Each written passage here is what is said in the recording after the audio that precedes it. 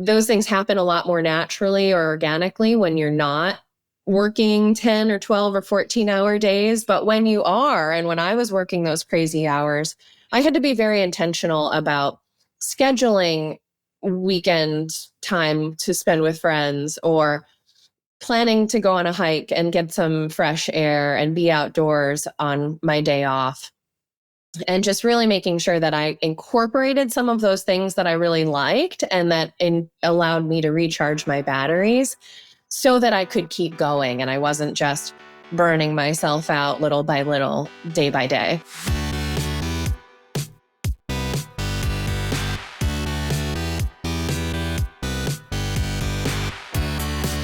You're listening to The Successful Bookkeeper with your host, Michael Palmer. Listen each week as inspiring guests share their secrets of success to help you increase your confidence, work smarter, and build a business you love.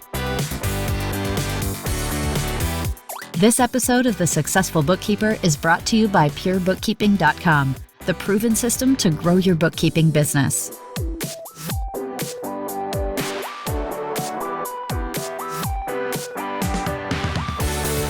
Welcome back to the Successful Bookkeeper Podcast. I'm your host, Michael Palmer, and today's show is going to be a wonderful one. Our returning guest is the owner of Well Balanced Accountants, Erin Daiber. Welcome back to the show. Thanks so much for having me. Well, it's great to have you, and you've been here before. And for those of our listeners right now who haven't listened to previous podcasts, definitely go back. I mean, you've spoken at our events several times. You've been around giving your wisdom to us for a while. So thank you for that. And I'd love for you to maybe just start off with, for those that haven't heard you before, a little bit of your background, and then we'll get into what's new in your world. Absolutely. Well, it's always a treat to be here. I always love the opportunity. I started my professional career as an auditor in the Big Four. I earned my CPA license while I was working in public accounting. And through a bit of a roundabout path, the short version is I discovered that the things that I loved most about that job were the people that I worked with, and that the debits and credits were never the thing that, had me launching out of bed, excited to get my day started. And so I started to be on a journey of self-discovery to try to figure out, what would I do if I weren't operating in the accounting profession? I have an accounting degree after all. I had my CPA license. So if I wasn't going to be doing the technical side of the work, what would I do instead? And by a few, I think, lucky encounters, I found coaching. And I mostly got into coaching for myself, for my own personal growth and development, to try to answer that question of, who am I if I'm not an accountant, if I'm not a CPA? What is my bigger impact that I'm meant to have in the world? And through trying to answer that question, discovered that I really loved coaching, and that was a way and a vehicle for me to come back, work in the profession, or alongside the profession, I should say, without actually having to do the debits and credits. So I was able to take that new skill set of being an executive coach and turn that into what is today Well Balanced Accountants. And so we are a consulting and coaching organization. We work with CPA firms, bookkeeping organizations on all things personnel and working on your business. So leadership development, developing your internal pipeline, developing your team members, having more balance, and even all the way to the end of your career working on succession planning. So it's the perfect mix for me of being able to work with the people that I love without doing the things that I wasn't the greatest at, the actual numbers side of it. Beautiful. Yeah. Well, thank you for summing that up. And it's such an interesting journey. You go for coaching to help figure out your life, and then you start coaching others to help them do similar things, which is often the way. You never know what you find along the journey. That's right. Now, I'd like to talk a little bit about, we're in this particular episode, it's always, well, I don't know that there's never not a busy time in the accounting world. It just keeps on rolling, right? Seems that way. But let's talk about the experience that your clients and yourself have working under those high stress times? What is it? What's it like in their world? Gosh, I remember, I was on the audit side. I never worked under the tax deadlines, but audits had similar deadlines, especially for public clients, public companies. And I remember early in the year during the, peak deadline season, you're going to work and it's dark. The sun hasn't come up yet. You're working like crazy all day. You go home and it's dark out already. And so there were days that I didn't see the sun, or it felt like I hadn't had a chance to breathe fresh air. You're just working constantly and working at such a rigorous pace with, at the time when I was working, there was a clearly defined timeline. Things really didn't extend much past, about April 15th. You had your quarters. So it was a little bit more predictable. What I see today is, like you pointed to, it seems like it's never ending. So whether it's the tax deadline being extended for whatever reason, things just being busy constantly, such a demand on the professionals who are working in this profession now. I really empathize, because I remember those short periods of time where it was busy for me being very challenging. And now to not have that light at the end of the tunnel that you can count on, that is a real challenge. And how did you manage to get through those times?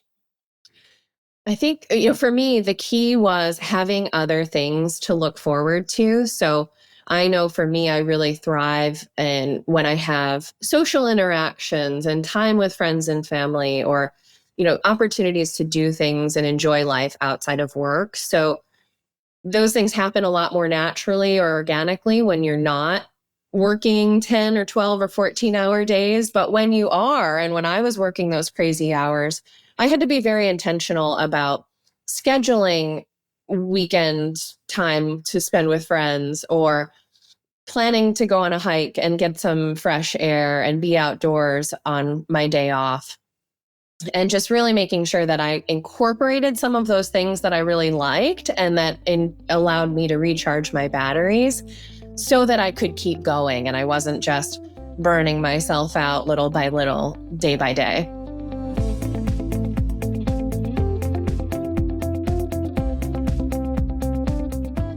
It's amazing how, as well, when people are in that for a long period of time, the mind can go into like a fixed state, thinking like this is the only way. And to bring it back to your origin story of your coaching, it's like it's like I can't see the world without me being a CPA.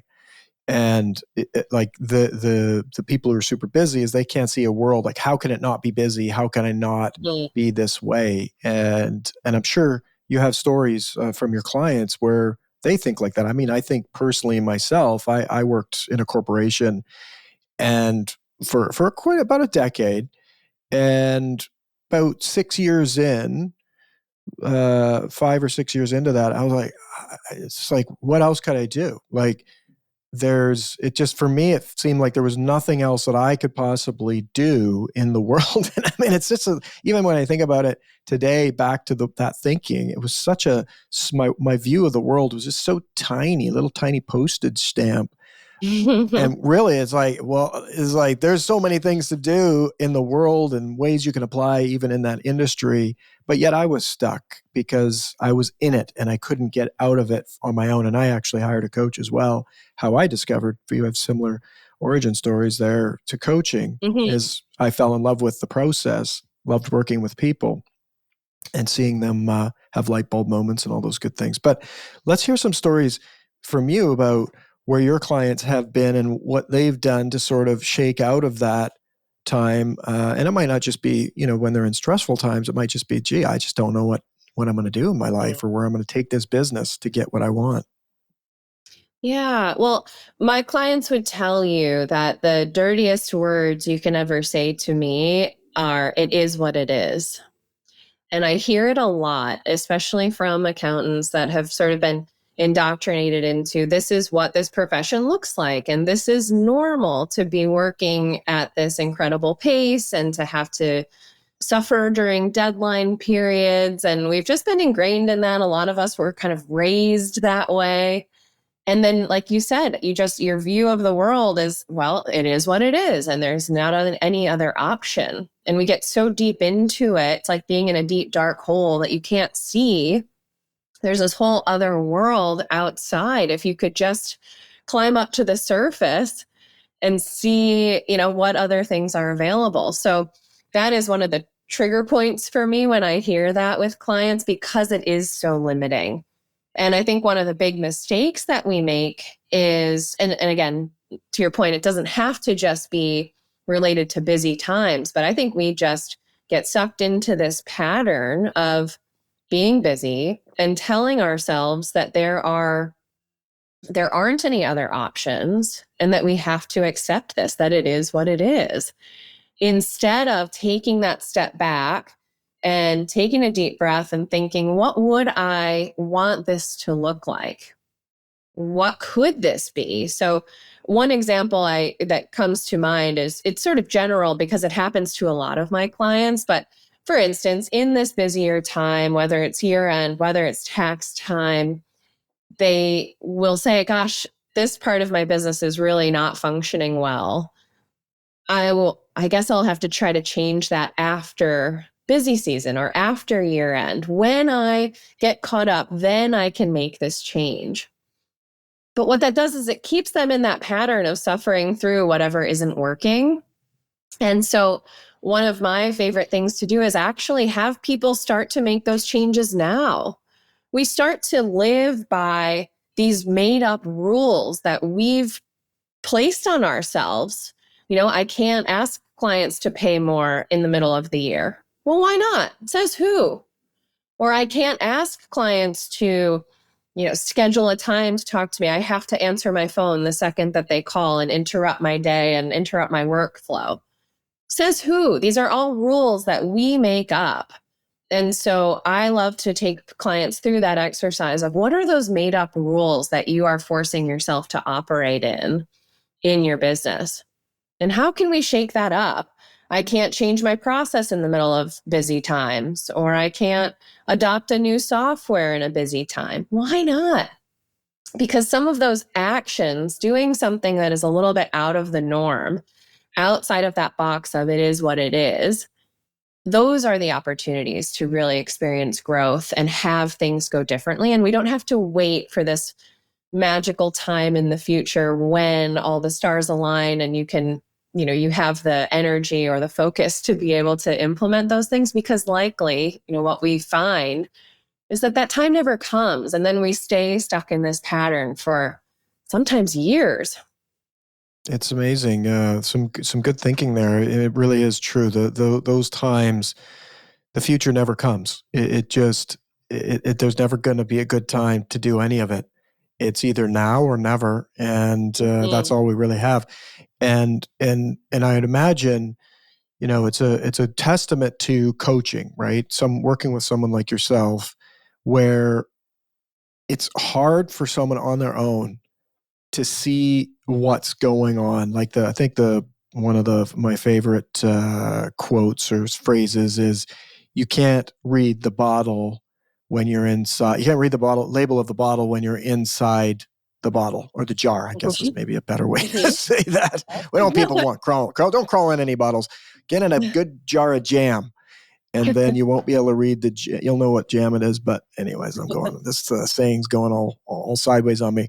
But you really can. And it's like when you're in the muck, when you're in the mire, you can't see the way out. And a coach asks those great questions. I remember I didn't actually go looking for a coach. I stumbled into one in a productivity course. The person that was leading it was a coach. And part of the program came this group coaching afterwards for a couple of weeks was included in the program, and no one showed up. So it was just this person and I. So it turned into like this multi-week one-on-one coaching session. And we started, he was like, well, let's just throw everything out the window. And why don't we start dreaming about your life and what the ideal state would be of your life. And that piece there was the inspiring piece of like why I would go and change things or do things differently.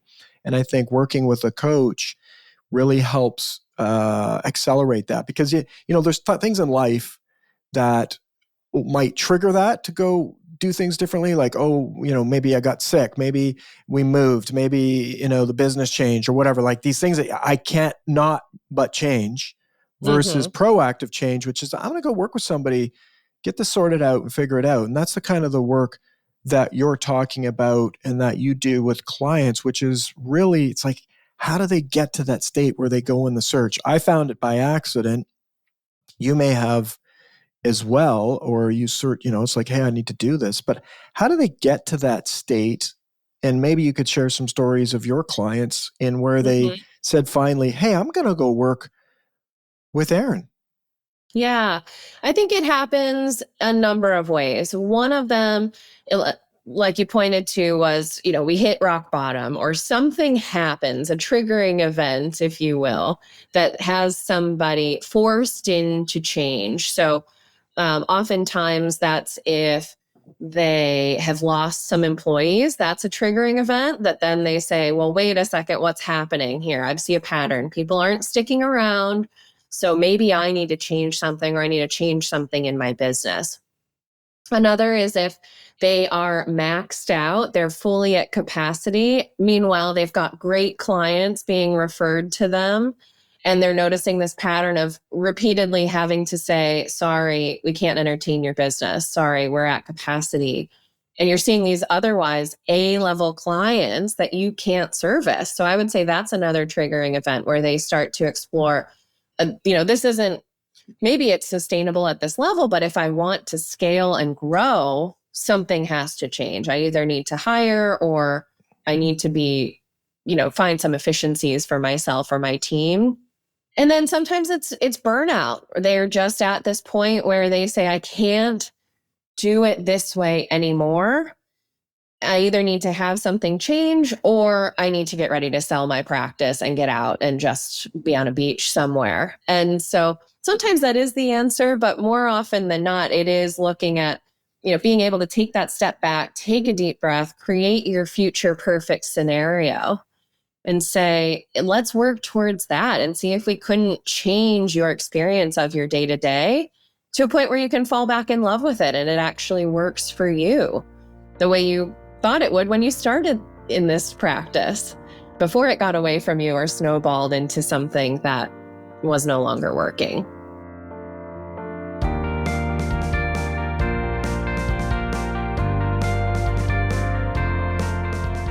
Beautiful. And that might just be it. If you're in your business and it's not going your way and it's not what you want, that's the time to say, hey, there is something that I truly want, and I know I can't see it or don't know how to get there.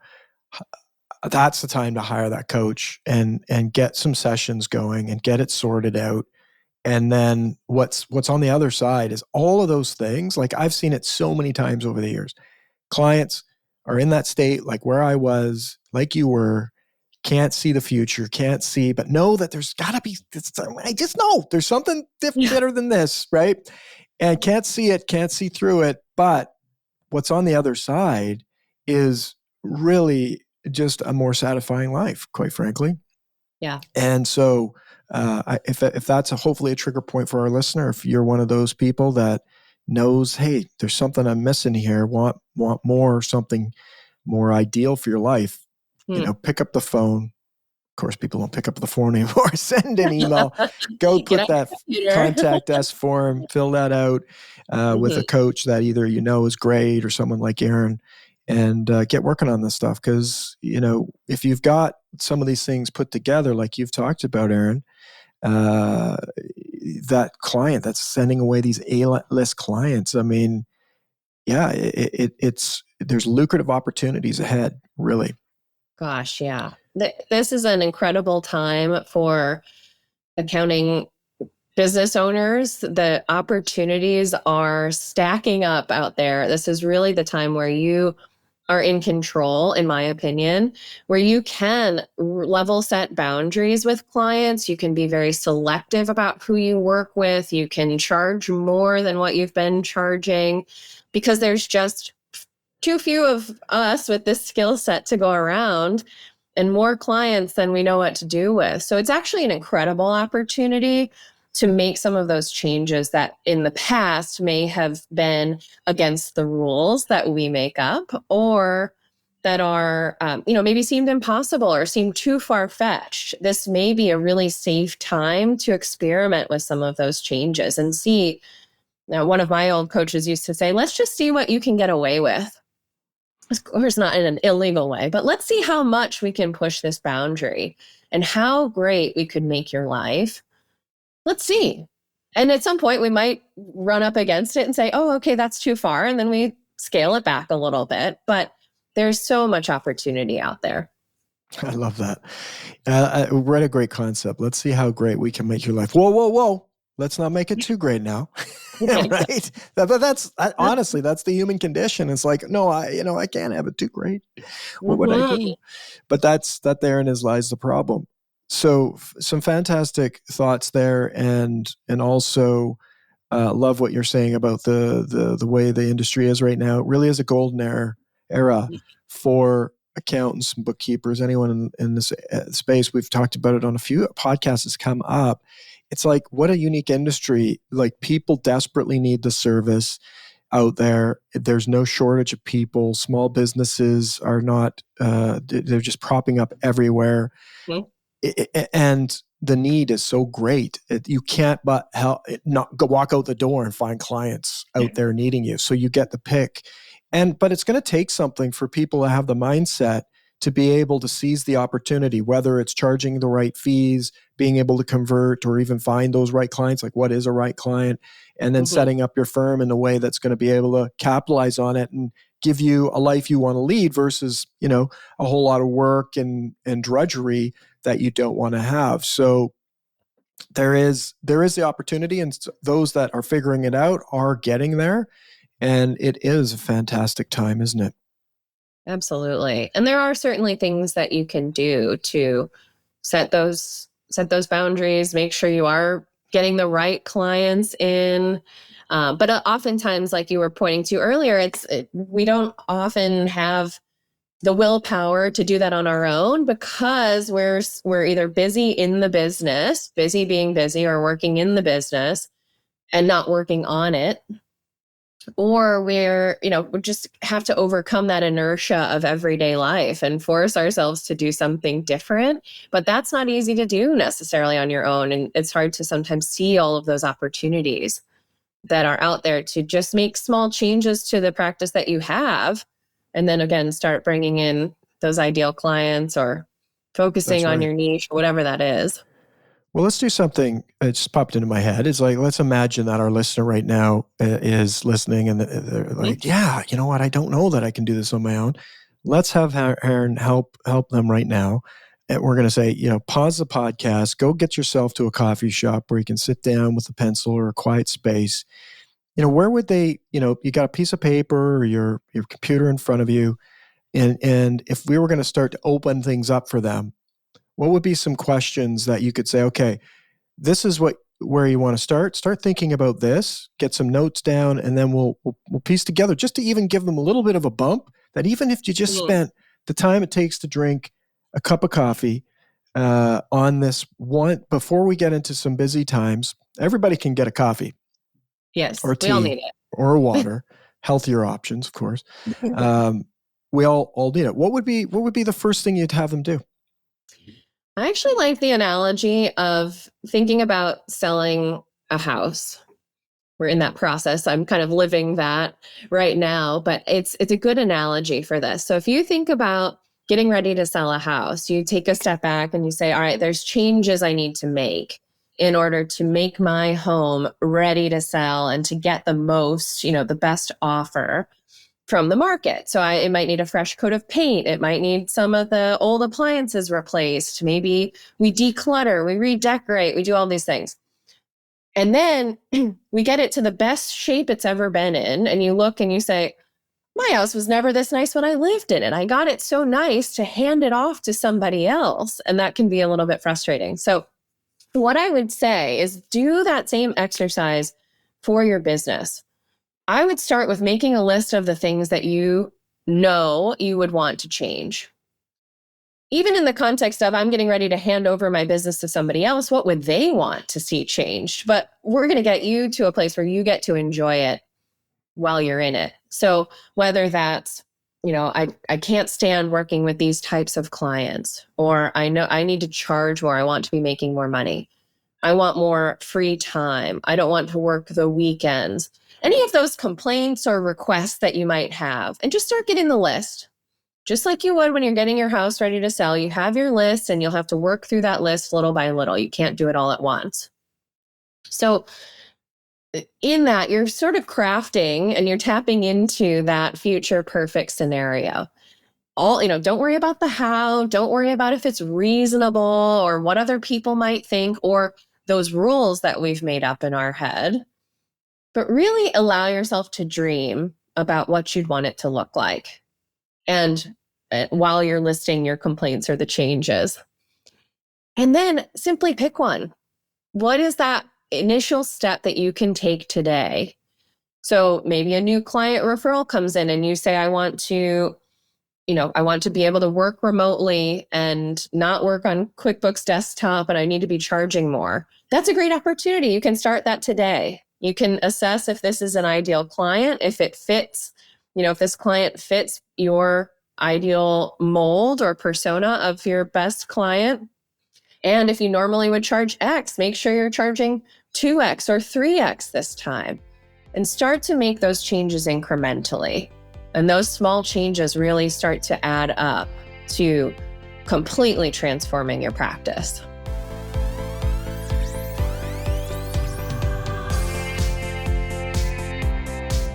I love that. So we have our coffee. We got a list of things we want to renovate in our business. Mm-hmm. And then we're going to pick one. And then we take that one that we've picked and we think, well, what can we do to, how does this need to be renovated? What are the pieces? I love it. So that there becomes a foundation for them making incremental changes in their business. What else would you say for them to do while they're having that coffee? I would think about who else can help you with this. Who can you leverage, whether that's your team members. If you're doing this solo, maybe the question is about getting a team member, having an assistant, or having a staff accountant or an assistant bookkeeper on your team. But sometimes, being a business owner can be a lonely venture. And so looking at where are those resources that you can tap into to help as you start to make these changes. I would also look at what structures do you need to hold yourself accountable? And what are those things those potential traps that hold us or keep us stuck in the old way? And, so again, if you've picked the one area that you're going to focus on, but I would just run with that, pull that thread a little bit and explore, if I'm out here trying to charge more, what are those scenarios where I'll be lured back in or tempted to offer a discount again, to not charge that rate, right? What is it? Somebody's story that I resonate with and they say, oh, I can't afford it, I'm having money troubles. But if that's the thing that will suck you back into those old patterns, and get some support with that so that you can continue to make this forward progress and not backslide. I love that. So we've got some further breakdown. I love the who question. There's a book by Dan Sullivan called Who Not How.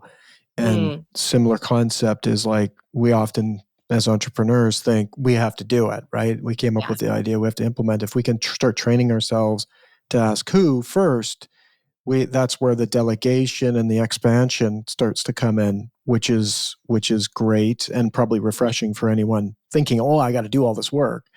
Not necessarily. And then the next piece that you said was accountability. The accountability. Yes. What's going to get in our way? What's going to stop us? What's going to be the default back to the default way of doing that. So I love that as well. Get a list of like, how am I going to get stopped? What's going to get in my way? Some barriers. Yeah. I I love think the book also, The Big Leap. That talks a bit about what you were saying about that we don't have to do it all, and where we need to focus our time on the things that we do best, those things that don't even feel like work, and stop getting sucked into the things that really you're not the best suited for. Could I update my own website? Sure. Will I make a mess of it? Very likely. Is it the best use of my time? Definitely not. And so those are the types of projects that you want to outsource. It's way more valuable in terms of time and money, right? Better use of your money so that you have your time back to focus on things where you are operating in your zone of genius. I love that. I think too, there was this thing that you said earlier on that I wanted to dig a little deeper into, which was the rules, right? All these rules we have in our head, the way it's, oh no, we can't do this because of that, and this is the way it's supposed to be and should be. It's also a piece, I think, inside of that exercise is what are all the rules that are going to have you not do it or not be successful at it potentially. Absolutely. I think we have them all the time. And if you start to notice them, if you notice one, you'll start to notice a dozen that you're operating under. Now, in my practice from where I sit, one of the rules I always operated by was you can't reach out to accountants during tax season. They're too busy. Well, that is completely backwards because when they likely need support and coaching or help with their team the most is during tax season. And here I was operating under this rule that I can't possibly reach out, or it's, I don't want to be a burden in their inbox, one more email. So we're operating by these rules all the time. So yes, I would say start to notice what they are and start flipping them on their head or just saying, never mind that rule. I love that. And it's a very interesting one because it starts to tap into the fixed way that people see the world. And when you change that way of looking, things change. And that's the access to a different life and a different business is being able to break those down and challenge those rules. Mm-hmm. Isn't that a beautiful thing? Absolutely. Erin, this has been fantastic. I'd love for you to tell us about any resources or things that you've got on that people might be able to learn more about you, get access to resources or programs that you offer. Maybe share what the best way for people to do that would be. Yeah, absolutely. My website is going to be the best place to learn more about me and get access to several resources. That website is wellbalancedaccountants.com, all one word. And there are a few resources there available. One is a leadership reading list, which I highly recommend for any of you that are readers or audiobook fanatics. Great books on there that would be excellent for anyone leading a practice, or certainly options there that you could share with your team members as well. There are a number of other free resources there. Also access to booking time with me if you'd like to have a one-on-one conversation. And we're also starting something new this year that you can gain access to, which are invite-only conversations for firm leaders. So if you're in that position, you're a firm owner, you're running your practice, and you want to get into a community where we talk about some of those key issues, there's an application form on the website too. So that's at wellbalancedaccountants.com/forum. And you can submit your name there and we'll make sure to get you on the list for our upcoming conversations. Beautiful. What a great list of resources, and you're doing some great things in the industry. So thank you. It's been a pleasure having you on the show. Thank you. I hope people are able to take some of the tips and implement it and start to change their practices for the better. I hope so. I hope we have a lot of cafes out there with bookkeepers and accountants sitting down, having a coffee with a pen and paper on their hands, and making some plans for building the life they love. I love it. I'll probably see you there. We'll be there. Love it. Thank you again. And with that, we wrap another episode of the Successful Bookkeeper podcast. To learn more about today's wonderful guest and to get access to all sorts of valuable free business building resources, you can go to thesuccessfulbookkeeper.com. And until next time, goodbye.